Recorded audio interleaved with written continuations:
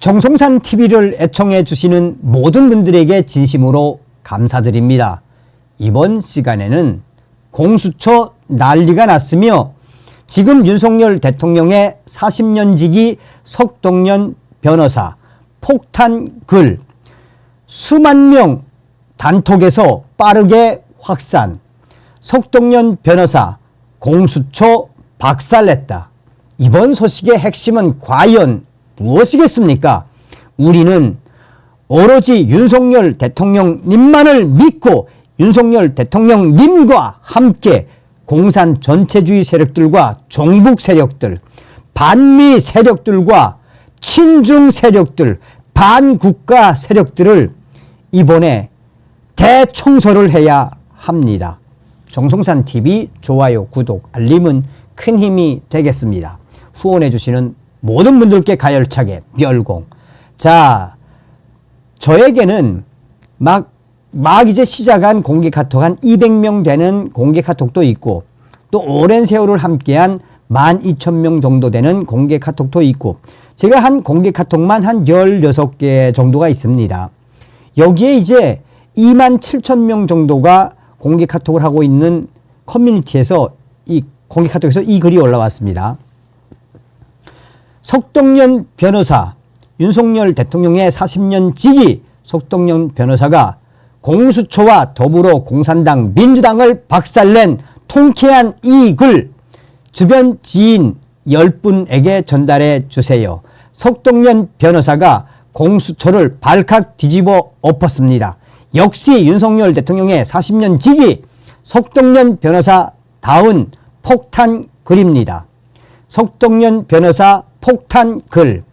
국내외 각 언론과 방송, 통신 기자 및 패널 여러분께, 내외신 기자 여러분 그리고 패널 여러분, 지금 현직 대한민국 대통령을 향해 공수처라는 괴물 조직이 야당인 민주당과 민노총 등 동조 세력을 엎고서 벌이고 있는 광기적인 충격 사태는 그 절차와 내용 모두 불법 무효였다는 것을 머지않은 장래에 반드시 알게 될 것입니다. 이 상황을 분명하고 똑바로 인식해 주시고 오판하지 말아 주십시오. 윤석열 대통령이 심야에 선포했던 비상계엄은 국회의 해제 요구에 따라 다음날 해도 뜨기 전에 끝났습니다. 그 이후 국회는 단 하루, 단 한 번의 조사 청문 과정도 없이 곧바로 내란죄로 단정 짓고 그러고서도 헌법재판소에서 탄핵 심판이 시작되자 탄핵 사유 중에 내란죄를 빼겠다고 합니다. 윤석열 대통령을 탄핵 소추하였고 대통령이 임명한 검찰, 경찰, 공수처는 마치 시작 총성이라도 난 듯 상호 조율도 없이 경쟁적으로 대통령의 지시를 따랐을 뿐인 군, 경찰의 최고 지휘관들을 내란범으로 마구 잡아들이기 시작했습니다. 보직을 해제한 이후 경위 조사를 할 수 있을 텐데도 잡아다가 구속영장부터 청구하니 법원 판사도 사안의 중대성에 기각하기는 어려웠는지 복잡다단한 내란죄 해당 여부의 법률적 소명도 안 된 상태에서 영장을 내주었겠지요. 그 무렵부터 저는 관저에 사실상 유폐된 윤석열 대통령을 대신하여 저에게 물어오는 수백 명의 신문, 방송, 외신 기자들을 상대로 그들이 궁금해하는 사항을 직접 문답 또는 휴대전화, 문자로 답변해 오고 있습니다. 전쟁 비슷한 상황에서 마치 종군 기자가 된 심정입니다. 대한민국은 이미 세계 최상위급 경제 대국이면서 또한 대통령부터 일반 국민에 이르기까지 법과 질서를 지키고 따라야 하는 민주주의와 법치주의를 중시하는 국가입니다.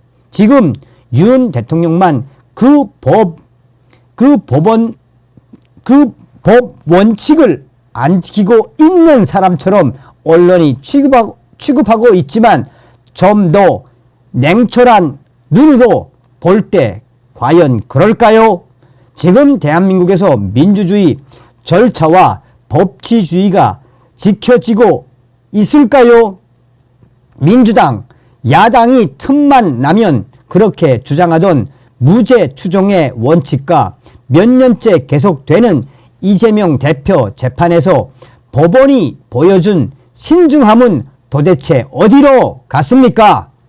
미리 밝혀둘 것은 윤 대통령의 비상계엄 선포는 저도 만약에 미리 알았다면 결단코 반대했을 일입니다.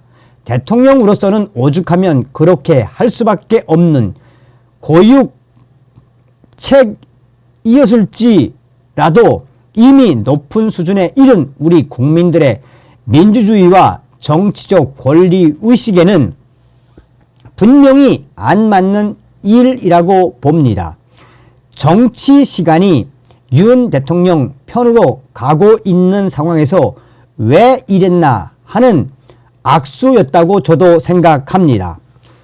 그렇다고 해서 법이 정한 기준과 절차, 반대 신문이 보장된 법원의 심리 판단 절차도 없이 전 국민이 선거로 뽑은 대통령을 하루아침에 범법자로 단정하여 체포, 구금하고 수갑이나 포승에 묶인 모습을 국민들은 물론 전 세계에 보여주는 것은 또 다른 문제입니다. 제발 서부지방법원의 판사 한 명이 짧은 시간 검토만으로 서명 발부한 체포영장 하나가 공수처의 내란죄 수사의 적법성을 확인해 주었다거나 사법부의 판단이라고 속단해서는 여러분 절대 안 됩니다. 생각해 보십시오.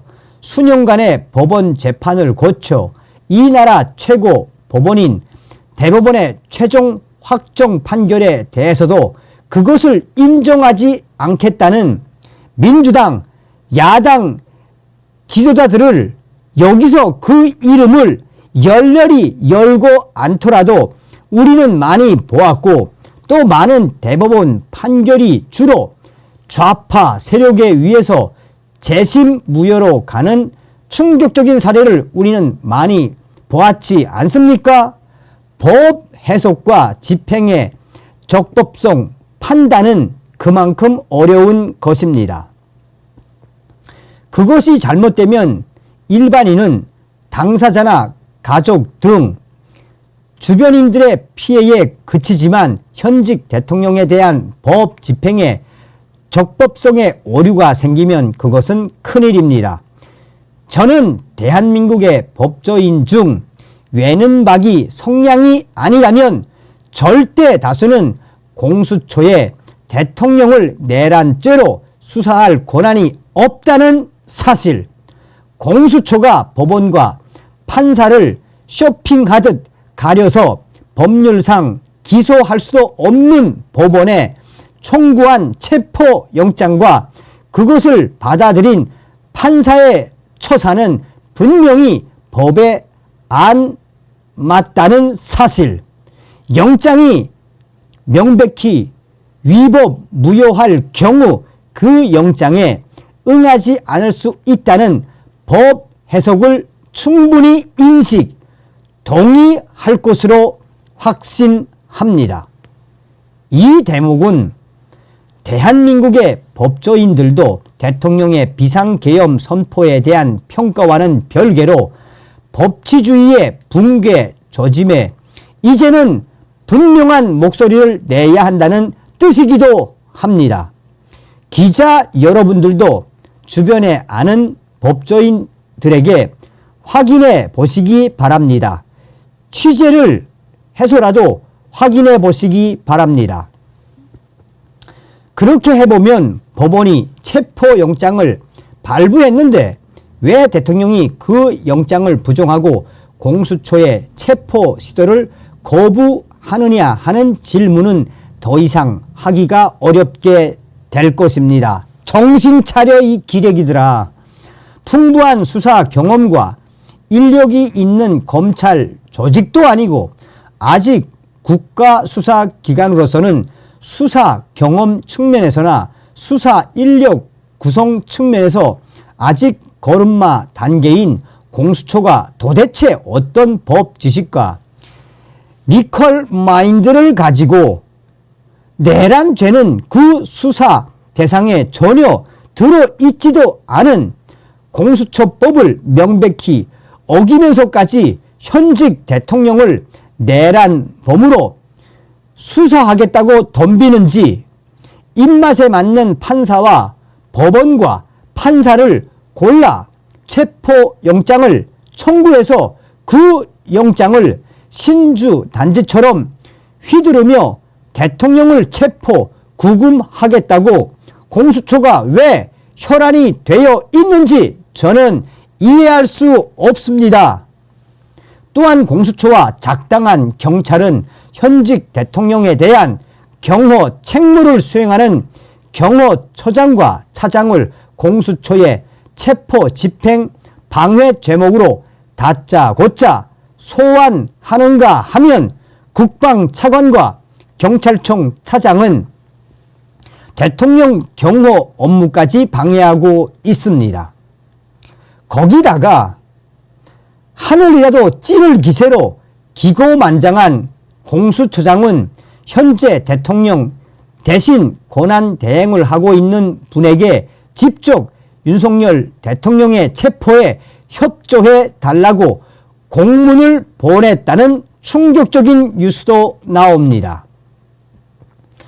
정말 기가 차고 말이 안 나옵니다.